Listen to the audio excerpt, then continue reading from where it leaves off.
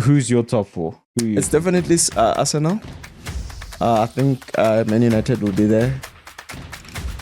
It's basically the last season top four. Villa, Arsenal, Manchester United, Manchester City. Yeah. Okay. I think Liverpool 5th. So things aren't going to get better for Garnacho, are they? You know, his life's got no stability. He's got no control. Psychologically, he's finished. Yeah. It's a shame because he's a talented boy. I would have loved to see him go on and succeed and show the results of the talent that he has. And David Moyes had an impossible job. I mean, there's a lot of talk about that move again now because of the Jose Mourinho documentary, where Mourinho said that he was actually on his way to Man United to replace Sir Alex Ferguson, and then had to phone Alex Ferguson and apologize to him because he had promised Chelsea that when he comes back to English football, he'll go there. Soccer City plays out to a stalemate and a baptism of fire for Enzo Maresca. This is Black and White Boots.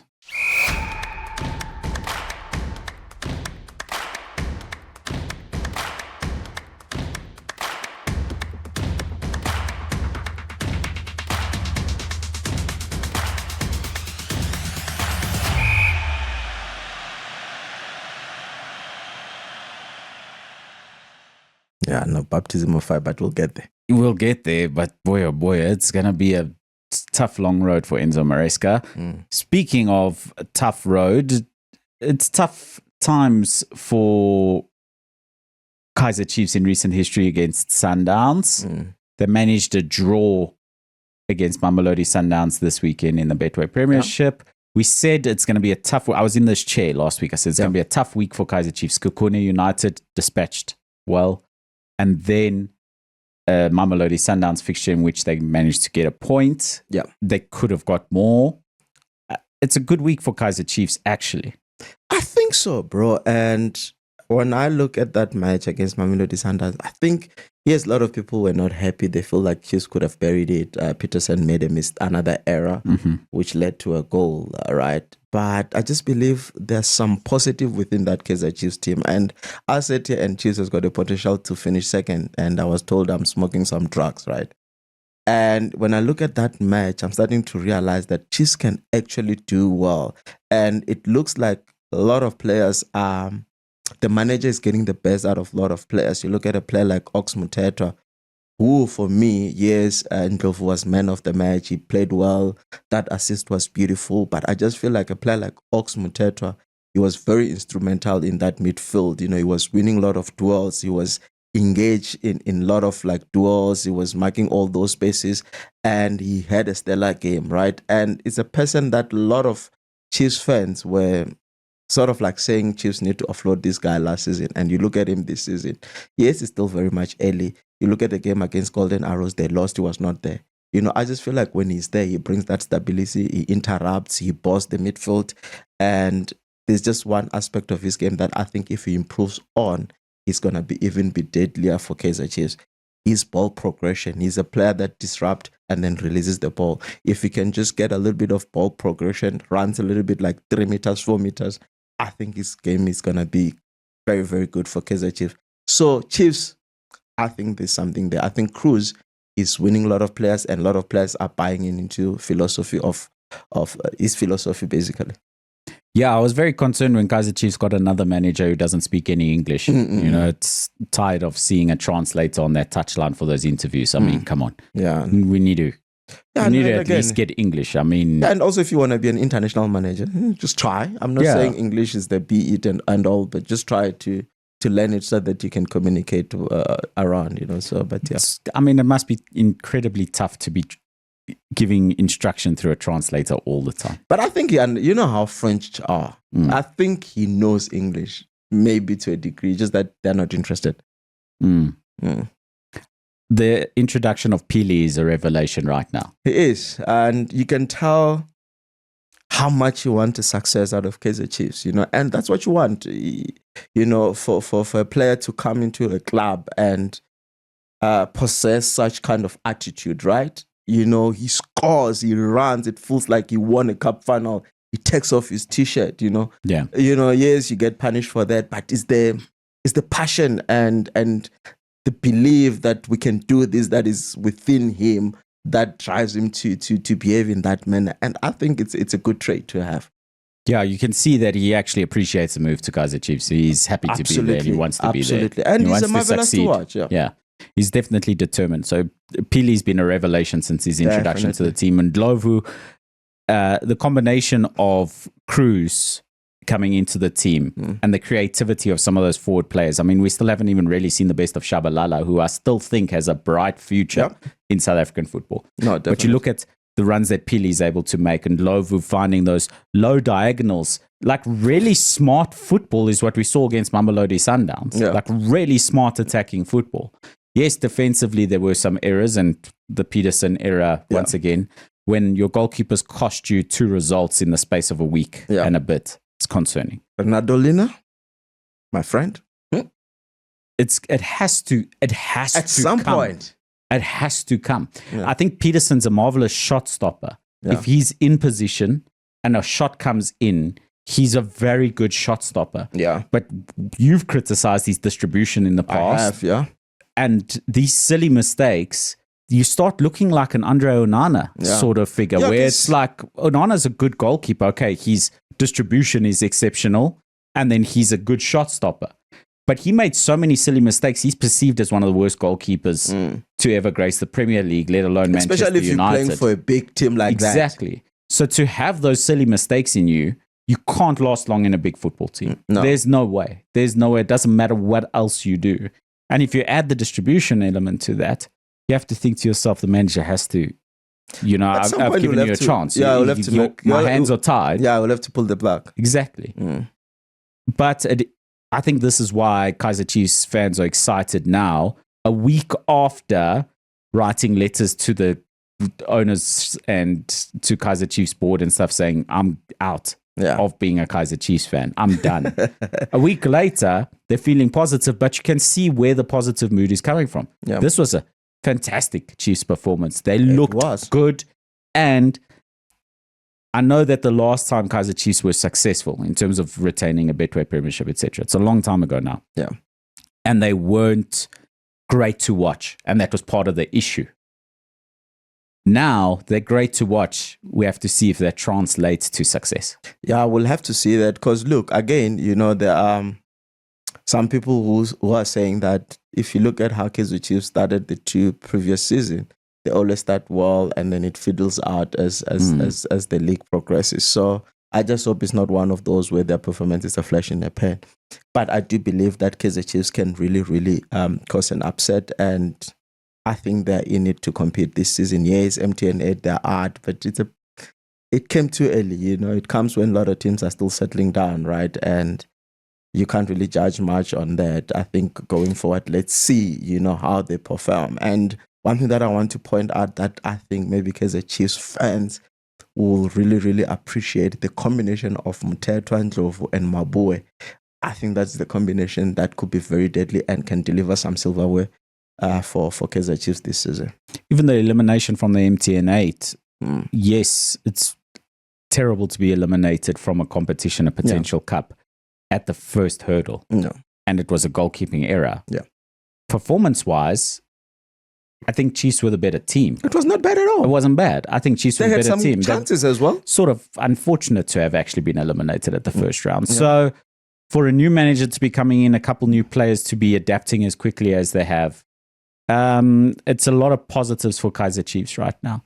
Like you say, they've started seasons well in the past, notably last season, and then it fizzled out from there. Change in management. They had to be stabilized again with the co-coaches. Now, let's see, is another change in management. And hopefully they succeed for long enough for a manager to stick so that they can have a sustained push at success. No, definitely. I think for Kaiser Chiefs to eventually push for a title, you're going to have to retain a manager for at least 2-3 seasons. Usually managers who wins it in the first season, they're lucky. Let me not say they're lucky. They would have found maybe a team in a better position, to progress with the plans that have been put there, the players and all of that. But if you're gonna build from scratch, like Kaiser Chiefs, I think they're gonna have to give the manager a little bit of grace and allow him to, to build his team, give him a second season to, push even higher. A strong Chiefs is a good thing for South African football. We say it all the time. Definitely.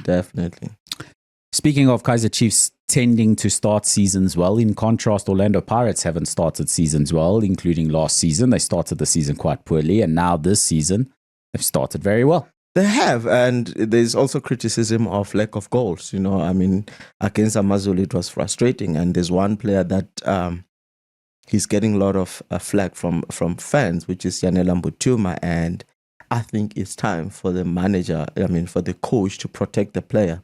I think Yanela Mbutuma, he's brilliant. He's a good footballer. He's young. He's one for the future. But if goals are not coming and it's frustrating the fans, it's also probably frustrating him. And it's going to get him into a hole where it's going to be difficult to come out of, if he's not protected. I think, yes, he plays. The coach came out to defend him and all of that, which is good because you need your coach's backing when you are going through a spell of no goals, right? However, I believe that he has reached a level where I think maybe a coach needs to work on his confidence, because I think some of the misses are not, yes, they are tactical, but I think it's also lack of confidence to a degree. He needs to maybe start him from the bench, give him that 20 minutes, give him that 30 minutes, let him get that goal coming as a sub that will improve or work on his confidence. Because if you keep on playing him and he's not scoring, it's just frustrating everybody. And eventually, I think he's going to get into a hole where it might be difficult for him to come out. Yeah, there's a Norwegian breathing down his neck, isn't there?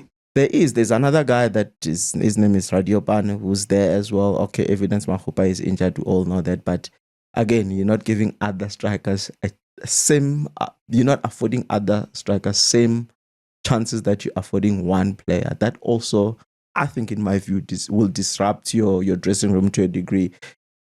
That's why I believe that maybe he need to rest him. Not because I think he's a brilliant player. He's a link-up play. He's always found himself in those spaces. He plays like Mahupa. He makes defenders tired and all of that. But unfortunately, as a striker, your primary role you're going to be judged on is goals. Yes, he plays other roles that the coach is happy about. But if goals are not coming, maybe it's time for the coach maybe to sacrifice him and say, my boy, I still believe so much in you. You're still part of the plans, but let's start you from the bench. Yeah, absolutely. If we have a quick look at the table, Orlando Pirates ahead of Kaiser Chiefs on goal difference by that solitary goal, but all locked on 7 points with Amazulu. And then Milford sitting in fifth. Now at least I came back and I'm taking my words back about Milford. 6 points at this stage of the season. Okay, yes, you've played a game more than Mamelodi Sundowns, but you're ahead of Mamelodi Sundowns. Yeah, it's crazy. Look, I honestly did not see Milford starting the season that well. And again, in this league, that's all you have to do. Try to get over 20 points as quickly as possible. Because we know at least if you can get to your 30 points, you're safe, right? So try get over 20 points as quickly as possible. It gives you a second half of the season to just maybe try different combinations, improve there and there. Yeah, because 6 points gets you. It's not a bad ask to ask for now the rest of the season. Get yourself another 24 points wherever you can. Yeah. If you get those early enough, it takes the pressure off. It allows you to maybe pick up some draws, pick up some results, pick up a win here and there. Players calm down and play with confidence. And you never know. From there on, if you can just sort of secure your space in the top flight in the first round of the season, I think you are putting yourself in a very good position to, who knows, to even contest maybe for Nedbank that comes on later in the season. Yeah, absolutely. You can focus on that. Yeah. Look, we saw Durban City competing in the Nedbank Cup last season while being down the bottom of the league. Yep. But they were secure enough in terms of their league status. That's what I mean. And that helps. Right? It helps a lot, Kruger United still on that solitary point. But what's interesting to look at, only 3 games in, everyone's at least got a point. There's nobody on 0 points. Yeah, there's nobody. But there's a team there who hasn't scored, who hasn't won a match. Golden Arrows. Yeah, Golden Arrows. Three draws, 3 normal draws. Yeah, crazy. In all 3 of their fixtures. Yeah. But they haven't lost a match, to be fair to them. If They they haven't go on like conceded that, they a will goal. end up with 30 points. Yeah, that's exactly. Yeah. Stelli's making their way up the table again after starting slow last season. Good game on Friday, yeah. An opportunity for them to come back to where we saw them competing quite consistently over the past 3-4 years. They were competing quite well, quite consistently. But we know Stelli's always get disrupted by departures. Transfers. I mean, is it Titus? He's gonna join the Moroccan champions, so he's leaving, and it's sad, when these things happen, But I think Kevin Hunt knows very well that when he takes on this project, I mean, that's gonna be the case, So him winning, I think it takes off pressure off him, And look, I like Kevin. I think it's one of the greatest that we have, So it would be nice to see how he does with that team. He's an experienced manager. He's been there before. He's not had a budget anywhere that he's been. No, the only big job he's had where there should be a budget to buy players, there was a transfer embargo while he was there. He never really enjoyed it. No, he never had an opportunity to enjoy a transfer budget. All his time in Sundowns, in Supersport United rather, was also you're there to feed the bigger clubs with players. That's what you're there for. Especially your next door club. Yeah, exactly. That's what it was. So he's been there. He's seen that, and he can still succeed with Stelli's, and they need to be in next season's MTN 8 at minimum. I mean, surely. But yeah, that's PSL football. Exciting to watch. Before we move on, Mamelodi Sundowns, the coach came out to say he would like to see his players, winning the game from the get-go, because, I mean, they've always been coming from behind, and he was sort of alluding to the fact that, when you win the game that late, it makes a job very difficult for a manager, because you can't even try a combination. You can't substitute maybe some of your senior players to try out combinations and whatnot. Do you think Mamelodi Sundowns have got pressure this season, or is it just one of those things where other teams are just catching up? I think it's early to tell, right? It's a bit early to tell, but clearly Sundowns have played their best football while trailing. So I don't know if it's a mentality thing that he needs to get in the head of the players and say, hey, play your best football right away. Yeah. Why do you have to be woken up? Yeah. You should get to the game awake, fully alert, fully on it, fully determined. Why does someone else scoring give you that determination of like, oh, no, wait, now we have to play? So I get what he's alluding to, and he's absolutely right, because you're not going to beat Orlando Pirates to the title this season unless you're going to play games on the front foot already from the beginning. If you don't play your best football from minute one, the way the league's going now, it's going to be a tough ask for you to go win the league. Yeah, definitely. Because the league's getting more and more competitive. We've been saying this last 2-3 weeks. We've been saying it 2-3 weeks in a row. The league's getting more and more and more competitive now. Betway Premiership's as good a league as it's always been. Betway Premiership's becoming an even more difficult league where the teams at the bottom can give you a run. Yeah, definitely. I mean, Pirates needed a win against Durban City to lift Betway Premiership Championship. It was not happening that day. No. Full out, packed to the rafters. And still couldn't win. It just goes to show you the competitiveness of this league to a degree. Yeah, no fixtures are given, that's for sure. Yeah, definitely.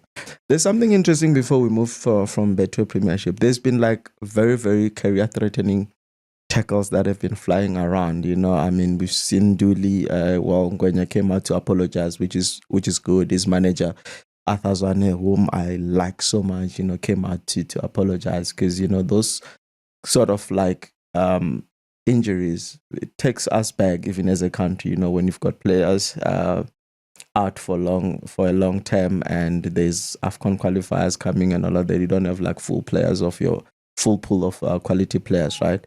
But what I'm coming at is that, yes, we do not have VAR. But don't you think after, there should be, maybe PSL should have a review committee of certain decision and impose punishment to certain players? Yeah, I think that's obvious, right? Should that, I don't think that requires... What we call retrospective action. Yes. Yeah. Retrospective punishment should be issued, for sure. I think we that is needed, because I mean, the start of this season has it's been marred by those like career-threatening tackles, and we also seen last year, I mean, Chiefs versus Orlando Pirates. Coach Ward was like, this was not a football match, but again, there were not like really, really punishments that were issued on the day. So I think they need to have a panel that do that what do you call it? Yeah, retrospective. Yeah. Yeah, I agree fully. I mean, they cost you nothing. Yeah, they cost you nothing. You've got the footage. It costs you nothing. Right? I mean, it's not like VAR that's now an expensive thing to add and can impact the flow of games. And there's a lot of question marks around VAR. Yeah. But around retrospective punishment and evaluation, I mean, it's been happening in European football, in global football for the longest time. Yeah. Look, I think it's something that PSL maybe need to propose to SAFA, and because I mean, obviously the the referee, it's sanctioned by SAFA, maybe as an independent committee, to review such kind of incident, unless they might fear prejudice in some of the incidents, so that is going to come out. It'll be the first thing that comes up on fans' lips in South Africa is this idea of prejudice. Yeah. Because it comes up almost everywhere. Yeah. And if retrospective action is held against an Orlando Pirates or a Kaiser Chiefs or something. Or Sundowns, they'll say, Kaiser is fixing the league for Pirates. Exactly. Yeah. It's difficult. But again, I think it will have been, I think if they implement something like that, I think it will be a move in the right direction for the league. I don't know. You let us know. Yeah, absolutely. You happy to move on from PSL football now? Yeah. Oh, good. Mamelodi Sundowns is playing tomorrow. Oh, fixtures. Yeah, right, tomorrow right. Against Marumo Gallants, and this weekend it's MTN 8 first leg semi-finals. Right, yeah. So Mamelodi Sundowns tomorrow, 7:30 against Maruma Gallants. Yeah. And then next week, Tuesday, PSL action kicks back off. So we'll cover that next week. But MTN 8 semi-finals start this weekend. Pirates away, first leg. I don't know why. And maybe I'm being silly because I think I always ask you this question. Is there an advantage in starting away or starting at home? What is better? I think I always prefer my team to start away. Yeah, because if you go to extra time or penalties or whatever it may be, it's straight to penalties, right? With MTN 8. Yeah, if you still lock level across over it should be straight to penalties. Yeah, you want to be at home for that. Yeah, you want to when you need to push a game over the line. You want your return fixture at home. You want to be able to maybe be more relaxed in your first fixture, but like your second fixture. Yeah, I think you'd rather have it at home. Yeah. Interesting. So, who do you think is gonna be? Oh, but I think we've spoken about it. I think we said we're more likely to see Mamelodi Sundowns Pirates final. Well, that's what I would like to see. Right. So the first semi-finals, Kukune United against Orlando Pirates, and then on Sunday, Mamelodi Sundowns against Golden Arrows. Interesting. Yeah, absolutely. Because and Arrows once won it. I think it was in 2008. I remember they beat, I think, Ajax 5-1 or something like that. But they've played 3 Premier League Premiership games without scoring a goal. Yeah. Unreal, eh? Against Mamelodi Sundowns. Look, it's 2 legs. So, they most probably, the first leg is at the away as well, eh? But Sundowns will score. Sundowns will definitely score. That is guaranteed. Sundowns has got goals in them. And I was speaking to my brother about sort of like we're just comparing Sundowns and Orlando Pirates, where we are right now. And I was just saying to him that, and tell me if you agree with me, that I feel like Orlando Pirates is more of, they're still feeling the combination and all of that. On the other hand, Mamelodi Sundowns is like the players, they play with more conviction than Pirates players, in my opinion. And I know I'm a Pirates fan and I might get flagged for this, but I feel like Orlando Pirates, there's just something that is still lacking there, but we'll get there.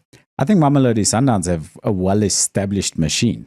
Yeah, and they've got a spine. Right, so they've got a spine of players who've been there, who have done that, who have achieved everything, won it all. Yeah. And then they can introduce players. Yeah. Also, they've got the money to introduce players. Yeah, of course. Yeah. That suit the systems that they require. Yeah. They can keep building upon the philosophy that is Mamelodi Sundowns. Yeah. And it's a successful philosophy. Yeah. So that thing is that Mamelodi Sundowns machine is a well-oiled machine. It just keeps going, keeps spitting out results. It will keep chugging. It will.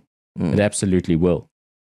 And as long as they stick to that same system, that same philosophy of football overall, the total club philosophy, they're going to keep on doing this sort of thing. Yeah, true. But whoever comes in, just know their role. You know, they've got the young Bennett Mukwena right now doing wonders for the team. So it's interesting to see Mukulise stepping up, you know. They brought back Cassius Mailula, who's doing well. You know, I come across somebody's post who was saying, Mamelodi Sundowns could be a player that sold a player, sign him and sell him again, you know. Yeah. Interesting, you know. Before we move on, Marco, we spoke about last week about Sundowns not filling up the stadium. And it became a serious topic on our socials. And a lot of people were just saying that, because I'm bringing this up because I think it's important to always talk about what fans are saying of the respective clubs, right? Because now they're saying that stadium masterpiece, I've been in that stadium, you know, to a degree. I agree with them, you know, that stadium is so difficult to navigate, you know, parking, there's no parking, you know, and more than anything, the safety of the fans is sort of like not guaranteed. It becomes like a feast for thieves, right? To target football fans, you know. So maybe Mamelodi Sundowns need to look at another alternative venue, you know. And also somebody mentioned something which is, I think it's also fair, that, you know, Atteridgeville is on the other side. It's like 34 kilometers from Mamelodi. So you know, it's a fact, you know, that it's all those factors that they were bringing to us, which I think some of them are just excuses. You know, I mean, I support Orlando Pirates. I travel to Orlando. It's like 25, 30 Ks. Yeah, I'm not bothered by that. You know, however, there are serious concerns that they've raised, like criminality around the stadium. Even someone DM'd me to say, bro, that they are not even adequate, what you call bathroom facilities. Yeah. You know. So, hey, Mamelodi Sundowns, you need to look at those, because I mean, it okay, with that said, it does not paint a very good picture for African champions to be playing in an empty stands. When is their first game? Yeah. I don't know what you make of those things. Well, maybe it's time to stop sharing a facility with Loftus and it's time to build a world-class facility of your own. Yeah. I mean, I know that Kaiser Chiefs rent stadiums from the municipality, right? Pirates same. Orlando Amstel Arena, they rent the stadium, and so does Mamelodi Sundowns. So there's not a team, although Orlando Amstel Arena feels more home. Yeah, it feels more home. It feels Pirates like, has been playing there before it was even revamped. You know, to be, you know, it's always been Orlando Stadium that Orlando Pirates played there.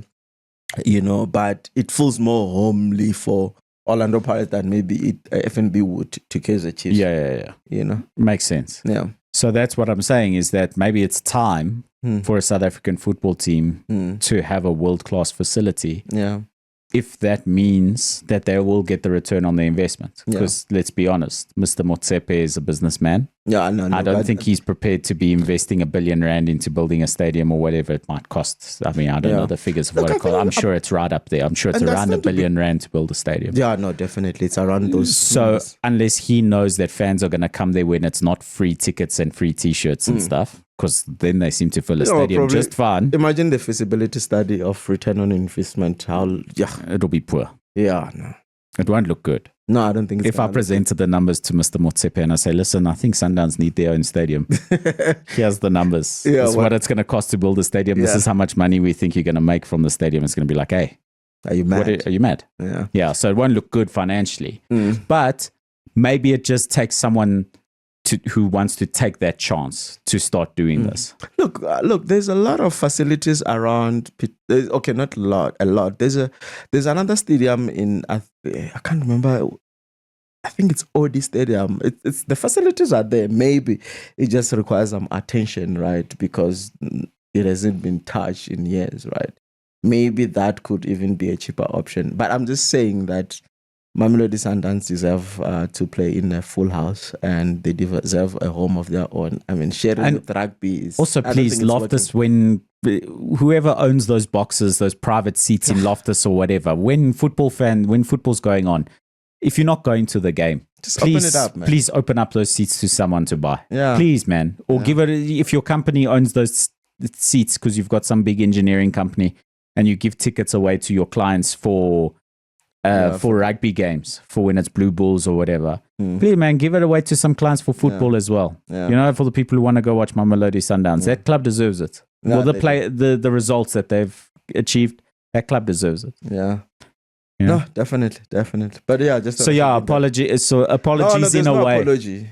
Oh, okay. Yeah, no apology. You must come. No, Find a way. Go support your team. I don't think we all the Mamelodi Sundowns fans are an apology. I just think we were stating out what we say, and they responded. And I think it's also worth mentioning the factors that they've brought to us, because I think they're also valid. I don't think we were also wrong. It doesn't look good for Mamelodi Sundowns to play in empty seats, to play in a stadium with empty seats, rather. Yeah, it's not.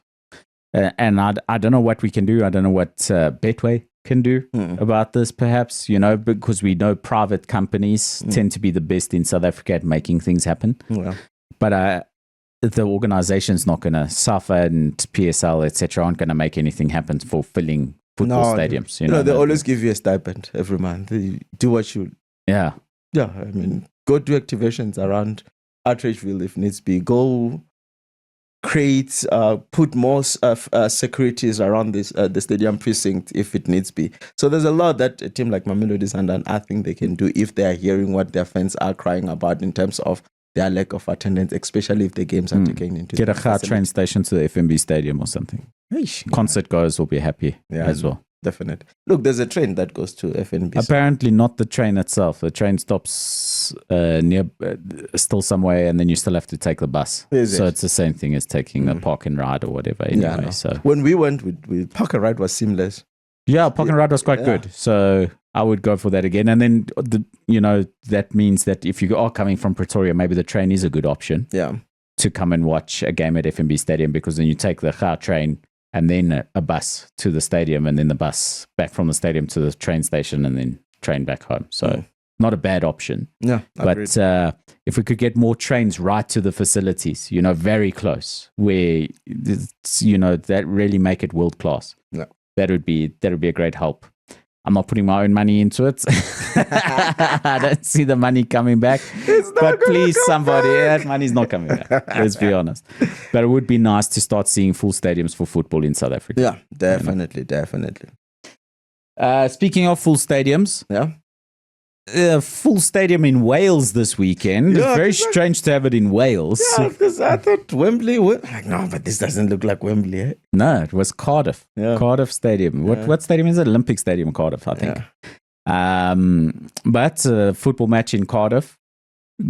Still part of the same league system anyway, as the English Premier League, right? Cardiff City and, Swansea. Those are the Welsh teams that played in the Premier League and still play in the English Football League system. Yeah. So Wales is still part of the country, so it's fair to take a fixture there with Wembley otherwise occupied. And Arsenal hosting FA Cup winners in the FA Community Shield. Enzo Maresca with his first... Is it an official match? I don't know if it is. Look, I mean, Community Shield has got a lot of history. But if you're allowed to make 10 substitutions, is it an official match? It's a pre-season match. There you go. It's a pre-season match. But this is what people say about MTN8 as well. No. You can't make 10 substitutions. You can only make the normal 5, right? You can only make the normal 5, not 10 substitutions. I think it's a pre-season match, but I think it holds some level of... It's not like Tiger Cup. Yeah, it's not like Toyota Cup that just plays. Yeah. That's a different thing. It's a different thing, right? But it's not quite MTN8. It's not quite MTN8, but it's got a lot of history. So... Yeah, so you get the UEFA Super Cup as well, which also happened last week. PSG against Aston Villa. I thought Aston Villa were phenomenally good against PSG. That boy, the 17-year-old. How many opportunities? My boy. when that boy starts burying chances, he actually reminds me a little bit of Lukaku, where he's difficult to handle just because he's a big physical, mean player. Yeah. Yeah. So, hey, that boy got potential. Imagine if that boy can just get 10% dose of Haaland. Yeah, on that finishing. Yeah. Right? Because he's going to be a serious player. He's going to be a serious player. For him to have been chosen in the European Super Cup, UEFA Super Cup, ahead of the sort of players that Aston Villa has, to go against PSG when he's 17 years old, it also shows the belief the club and the manager Unai Emery has in that boy. Don't be surprised when we see him play 20 fixtures this season. No, definitely. I think he's going to play a lot of games. You know, the way he played, the way he was so fearless. I mean, he gave Pacho nightmares on the day. Is it Pacho, eh? Yeah. Yeah, the centre back, eh? He gave him nightmares. Even the goal that he scored, I mean, Pacho held on to him, and then he managed to sort of like peel off a bit and then banks it, you know. And I'm like, flipping, this boy's got all the qualities, got the physics, the technical abilities, and all of that. Pure second to none. The PSG went and retained their European Super Cup status against English opposition once again. Yeah. Obviously, last season it was against Tottenham Hotspur. They've gone and won it again, also in difficult circumstances. Yeah. But even Tottenham Hotspur had them, remember? Yes, I remember. So that's why I say also difficult circumstances. But in saying that, they could be only the second team in the modern history of the Champions League to win 3 in a row. Sure. Only Real Madrid have done it in the modern format. Yeah. Sorry. So they'll be the second team. Most probably, yeah. To win 3 in a row. Wow. So Real Madrid have won 3 in a row. Yeah. Yeah. So that could be the start of a European dynasty for PSG. Yeah, most likely. Look, it doesn't look like Luis Enrique is going anywhere. It's sort of like he's got that club where he wants it. And you can see with the signings that they're making that, you know what, they want to push. I mean, Ferran Torres is on the other side now. I've joined them. So you can just tell that they just want to continue. Oh, well, you don't rate him. I have a biased opinion. I think he's a fine player. There's nothing wrong with the World Cup, bro. Yeah. And he scored the winning goal in a World Cup final. Yeah. He comes from Barcelona. Yeah. Ferran Torres is a good footballer. But he came from City's... I think, he was at City. Was it City's youth development program? He was at City and then went to Barcelona. I don't know if he was at City's development, but I can double check that, yeah. I think that PSG lost a better player than Ferran Torres. So the player that Ferran Torres was going there to replace, Gonzalo Ramos, I think is a better player than Ferran Torres. I think Gonzalo Ramos is a better player. He's gone to AC Milan to work with Ruben Amorim. Okay. He looked great against Man United in a preseason friendly. Okay, yes, it's a preseason friendly. Yeah. But I think that boy's a superstar. And with Cristiano Ronaldo seemingly playing his last year of football now, as he seems to have announced, he thinks this is his last year of football. It's likely that he's played his last game for Portugal, which leaves a space at number 9 in the Portuguese team. And Gonzalo Ramos can fill that space at number 9 for Portugal. Yeah. So I think that's a very good footballer, Gonzalo Ramos, that they've lost. But at the end of the day, their core 11, how do you even improve that? You look across that whole field. I mean, they sold Donnarumma to Manchester City and then seemingly weren't bothered by it. Still went and retained the league and the Champions League, you know? Yeah, not true. So he was making a lot of mistakes. Donnarumma this weekend. Oh, goodness, yeah. So, back to Community Shield, right? Ferran Torres came through Valencia. Okay. And then City signed him, I think it was 19. And then he stayed 3 seasons at City and then went to Barcelona. Well, there you go. Not good enough for Manchester City, but seemingly good enough for PSG. Yeah. Well, we'll see. Yeah. I think he's going to be a backup to that stellar front line that they've got of Kvaratskhelia, Ousmane Dembele, Desiree Doué. Yeah. You know, that front line there, Ferran Torres is not going to be first choice. Yeah. Bradley Barcola seemingly on the move to Liverpool. We'll see how that transpires. But Community Shield, Enzo Maresca. He is going to a club that he has to fill the biggest set of boots that anyone has had to fill in English football, besides perhaps David Moyes going to Manchester United. Yeah. This is insane. And David Moyes had an impossible job. I mean, there's a lot of talk about that move again now because of the Jose Mourinho documentary, where Mourinho said that he was actually on his way to Man United to replace Sir Alex Ferguson, and then had to phone Alex Ferguson and apologize to him because he had promised Chelsea that when he comes back to English football, he'll go there. Jurgen Klopp was doing his last season at Dortmund, and then only a season later was he ready to move, so he went to Liverpool. But he also seemingly was on the list, and Carlo Ancelotti was also seemingly on the list. So there's still talk about that replacement of Sir Alex Ferguson. Now, I'm not saying that any of those managers would have succeeded or would have done a better job than David Moyes or any of those things. What I'm talking about is that Manchester United have gone through such a torrid time since losing Sir Alex Ferguson, since leaving a big pair of boots to fill, that we still talk about that day now. And Enzo Maresca is currently exposed to that day right now, filling the biggest pair of boots in English football possible. Yeah. And that's Pep Guardiola. Yeah. No, I couldn't have said it better. And you look at that and you're not surprised by the result on the weekend because managers need some time. Look, that team has gone through managerial transition. Let's call it managerial transformation. And now they are going through some serious squad transformation. Rodri, it appears that he's on his way out. For big money. Look, he's left with a year. I think he doesn't want to sign, so coin 60M. How are they getting that sort of money for Rodri? He's injured, he's 30. But he's a Ballon d'Or winner. And he won a World Cup. And also Man City didn't retain the title last season because he was injured most of the season. So there is a bit of an influence that they look at. But he's got a back injury. Yeah. Look, I think that's why Manchester City, they've signed Anderson. I think it's a good deal for City. For City. So just they've signed Elliot Anderson. It looks like they're going for that Bouadi that we're big fans on from Morocco, that boy. I think he replaces Rodri beautifully in that team. Yeah. And I think the combination of Bouadi and Elliot Anderson could be absolutely stellar. A lot of talk of Enzo Fernandez. I think that would be a mistake for Manchester City. So I don't think it's a good move at £110 million. Yeah, plus I don't like Argentinians, bro. Yeah, but it's Enzo Maresca and him got on well at the Chelsea team, you know.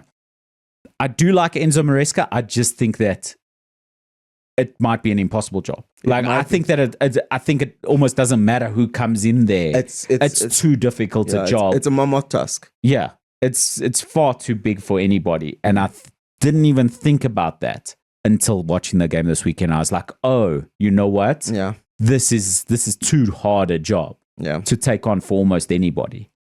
You know, I think a really elite manager, yes, they still have fantastic footballers in that team. Yeah. I mean, you look at Kovacic. Yeah, I don't know why he's still there, but anyway. I think you look at Dogu. Yeah. You know, you look at Haaland, obviously. You look Foden. at Foden, you know, there's I'm a fan of Phil Foden. They still have proper game winners, right? Semenyo. For me, I think Semenyo is the sort of profile that reminds me of a Michael Olise. I think that he can get to that level of Olise. I really do think he can get there. I feel sorry for him that it's not going to be under Pep Guardiola because I think that's when you're guaranteed to get to those levels. Yeah, he pushes you to greater heights. I mean, we saw what he did to a player like Raheem Sterling when he joined Manchester City. Yeah, exactly. So I think it's tough for Maresca because Marco, if you look at that team, Pep was rebuilding that team as well. And he battled. You know, I mean, last season you could tell that, yes, he tried everything towards the end and it was not good enough to win the league. I mean, the Arsenal afforded them some serious opportunities to just run away with it, but it was difficult. So Enzo Maresca is coming to a team that is rebuilding, and he's got to fill the shoes of a manager that has been there for more than 10 years. And he was unbelievably successful. Unbelievably successful, you know. So I don't know how much of grace are they going to afford him, you know. And that's why I think his spell at City might be very short. Early doors, maybe. Imagine if he doesn't collect maximum points in the first 4 or 5 games. Yeah, look, I wonder if even if the City board give him thing, what is the target for the season? Because Manchester City, the target with how successful they've been year in, year out is to win the league. That's just the win target, the league. right? And then when they don't win the league, they've been finishing second. Yeah, they'll say win FA. I don't think they care about that. Yeah, but will they even? Do you know what I'm saying? In a transition, sometimes you're going to finish fifth. Ask Man United. Yeah. Do you know what I'm saying? Sometimes you're going to not even be in the Champions League anymore. Look, if he doesn't get Champions League football, he's out the door. Yeah. There's no two ways about it. No, definitely he's out of the door. But I think they've done well. I think they've rebuilt. They've started rebuilding the squad quite well. Elliot Anderson's a good player. Yeah, if you look at how they played, I don't think they were that bad. Just that Arsenal was clinical. Arsenal did not look like... Donnarumma wasn't great. Arsenal also didn't look like a team that was just came off preseason, right? They just like... There's fluidity in that team to a degree. But they didn't look like they even got out of second gear. That's what I'm saying. They were just like... Arsenal, it was easy for them. It was just like an easy game game for them. Easy for them. Yeah.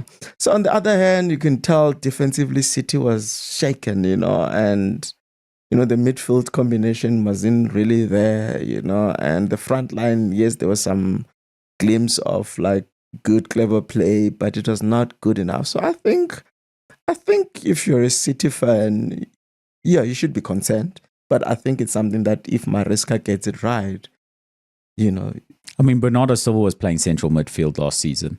Now you've sold Rodri and Bernardo Silva's gone. Yeah. So that leaves you with Elliot Anderson and Kovacic, which I don't think is a good enough pairing that they do need to buy another midfielder. Kovacic, I mean, look, I like especially when he was still at Real Madrid, I think he was good. And then the Chelsea Kovacic, but the City Kovacic... Yeah, I think they need to reinvest that Rodri money into something else. Yeah, no, definitely. They must get that boy. Yeah, but Premier League action is back, finally. Yeah, it feels like it's been forever. Yeah. And can't wait. We've got our first glimpse at what's going to come. I love the quality of the game. Yeah. There was some very good football. Like I said, it looked easy for Arsenal, and they played some tremendous football. They got some good players in that side. And Mikel Arteta is showing what a confident manager can do. Now that you've won the league title, you start putting, what is it? Back. Is it a Miles Lewis Skelly playing in midfield? Like central midfield role. Like, come on. It's a tactical genius now, I think he's always been, it's just that it was always difficult, you're chasing results, and you always want that one trophy, that has been leading Arsenal for years. And then now that is in the bag, he can play around with... you can push on now. You can push on, play around with some formations and show your tactical genius, mentality, if you can call it that, and see what happens. If anything to go by, he has learned from Pep, and, if he can do it like Pep did it, the sky's the limit. Yeah, he can't. But anyway. He can't. Who can, actually? No, he can't. Yeah. Arsenal against Coventry City. That's how the Premier League action is starting. New boys, Coventry City. Is Frank Lampard still in charge there, I think? He should be. Yeah. Yeah. And Mikel Arteta, Friday night. Friday night football, 9:00, return of the Premier League. Arsenal, if they play as easy and confident as they did on Friday, Coventry City is not going to have much to say about that. No. And then Manchester United take on the other new boys, Hull City, on Saturday. Followed by Crystal Palace, Everton, Ipswich, Sunderland, Nottingham Forest, Leeds, and Brentford, Tottenham on Saturday. Tottenham, a whole brand new squad. They invested early in this transfer window, and they managed to get quite a few very good footballers. Yeah, they don't want to see themselves where they were last season. Definitely, it was a scary time for Spurs fans. Yeah. Definitely. And then on Sunday, we got Aston Villa, Brighton and Hove Albion, Manchester City against Bournemouth, Newcastle United, who are in trouble, I think, and Liverpool. Yeah, no, they are. And then Monday night football, the London derby between Fulham and Chelsea. Newcastle, let's touch on them for a bit. In trouble. Bruno is gone, one of their key players. Gordon is gone, one of their key players. Managers out the door, struggling to. I mean, they've been losing key players already before. Yeah, they're already Isak. Then whoever they were going for. Liverpool would come in and buy whoever they're going for, and then Liverpool taking their best players, etc. It's been hard downhill for Eddie Howe. It's been hard. It's been downhill. From when he qualified for Champions League to now, Newcastle's a different football club altogether. And I fear for Newcastle, they could end up like a West Ham that's like a big football team that's well supported, that's got a long history, etc., etc. And they could be plying their trade in the Championship next season. I really worry for Newcastle at the moment. It looks like a complete mess over there. Yeah. And let's see what this guy who's come from Al Ahly in Saudi Arabia to now come fix things. I think a German manager. Yeah. So let's see. Let's see how he manages. But hey, for me, that's a really tough ask on the first day at St. James's Park to get Liverpool to come in. You know, Liverpool have a new manager, but Iraola has got very good Premier League experience. He's done very well for Bournemouth. Yeah. I think that I fancy him way more than Arne Slot, and I think Liverpool could be back right up there at the top. They've got a good side. Okay, yes, they don't have Salah, but did they really have Salah last season as well? Yeah. You know, he stayed in the legs were they were I said to you, he stayed a season too long. Yeah. When he didn't leave Liverpool then, I said he has stayed one season too long. He should have left the previous season on a high and gone to Saudi and made all the money in the world. Then he opted for Turkey. Yeah. And then now he's gone to Turkey. Where is he? Fenerbahce or something? Yeah. No. Anyway, who's your top four? Premier League top four? Arsenal first choice. In that order? I don't know if I want to put an order, but yeah, let's whatever. Okay. Liverpool. Okay. Manchester City and Manchester United. No Aston Villa, no Chelsea. It's hard. So hard to call. I think Chelsea. Look, Chelsea's got a new manager. Yeah. Xabi Alonso. Yeah. Who's really good. I like him. They've spent money. They've got a pretty good team. But he hasn't managed, but he has played in the Premier League, which makes a difference. It does make a difference. He didn't have the best spell at Real Madrid, but that player power dynamic killed him. It's not easy for a young manager. Eh? No, but in saying that, if there's a club that has a player power dynamic, it's Chelsea. They somehow managed to make some money off of Garnacho. I don't know how they managed to get that right. You don't rate that guy. Listen, it's clear he's a boy with talent. He's an unbelievable footballer. But he is unbelievably troubled. He's deleted his social media accounts now. His girlfriend who he's had kids with, whatever, his longtime girlfriend, she made a post saying she's leaving the house and she's been all alone with her little boy or whatever. So things aren't going to get better for Garnacho, are they? You know, his life's got no stability. He's got no control. Psychologically, he's finished. Yeah, it's a shame because he's a talented boy. I would have loved to see him go on and succeed and show the results of the talent that he has.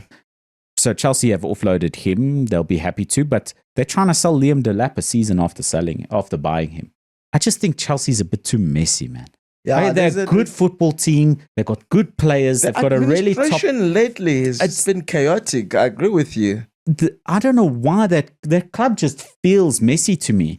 And the thing about a messy football club is they will go and win a Club World Cup one season. They'll go and push for a Premier League title, and then the very next season they'll be finished.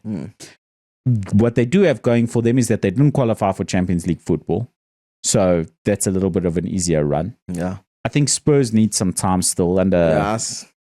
They were too much in a hole to come out of to be competing for top four. But I think they will soon. Stranger things have happened. Yeah, true.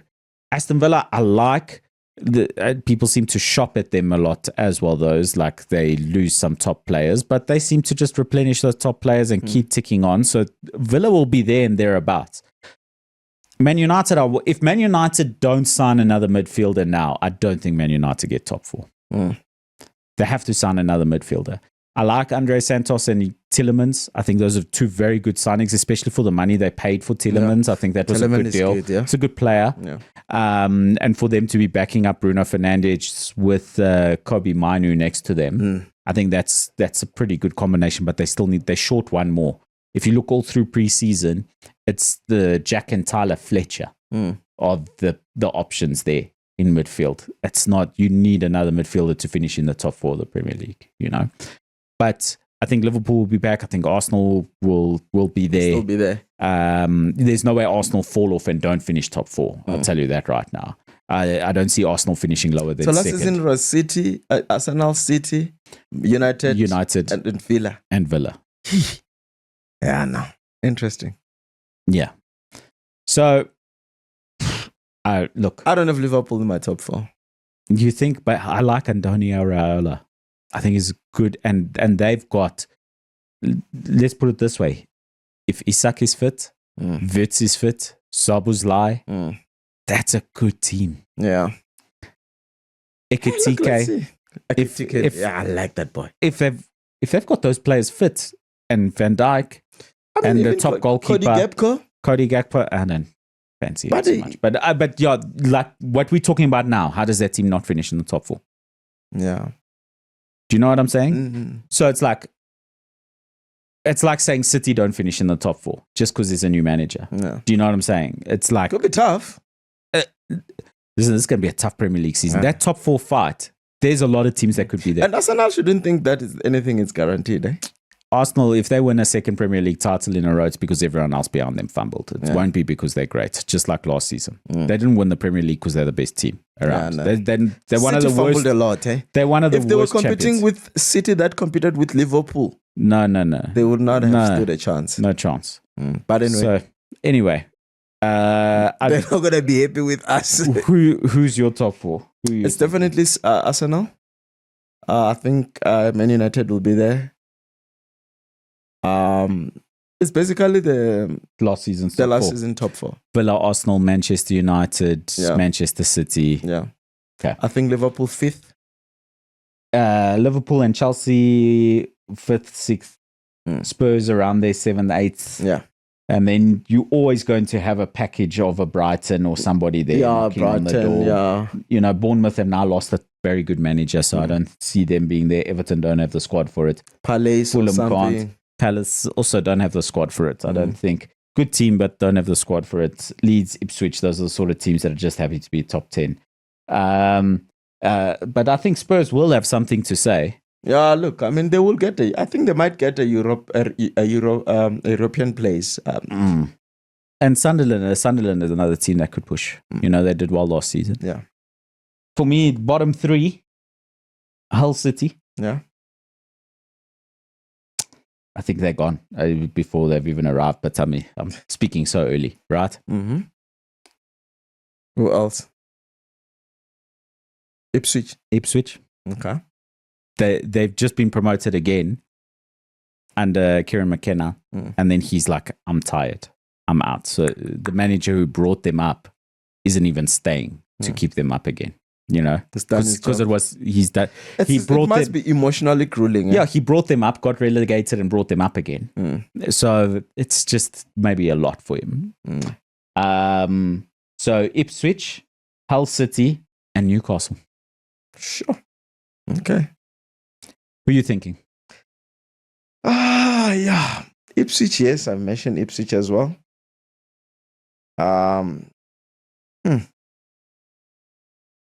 Yeah, and it's a tough one, eh? I think I agree with you. Ipswich, Newcastle. I think they're in trouble, man. I just really think they're in trouble. But let's see how the season goes. Yeah. Let's see. But that's it. Premier League action's back. I'm really excited. Really excited. I don't know if I enjoyed the World Cup properly. Again, the time zones, etc., and things like that haven't been good. Yeah. Betway Premiership's been quite good to see back. Yeah, definitely. But like I said, I was quite upset that they started it so early because it doesn't feel right. Yeah, it doesn't feel full swing. Needed an extra week or two. Cool off from football, you know. Please, yeah. But I also think it would improve the quality of the football at the start of the Betway Premiership season. But I think that this is going to be thick and flying now with the Premier League. No, definitely. Thank you so much. Danko means thank you. I'm Marco Martins. I'm Mulalo Musuphi. And this is Black and White Boots. Danko. Thank you.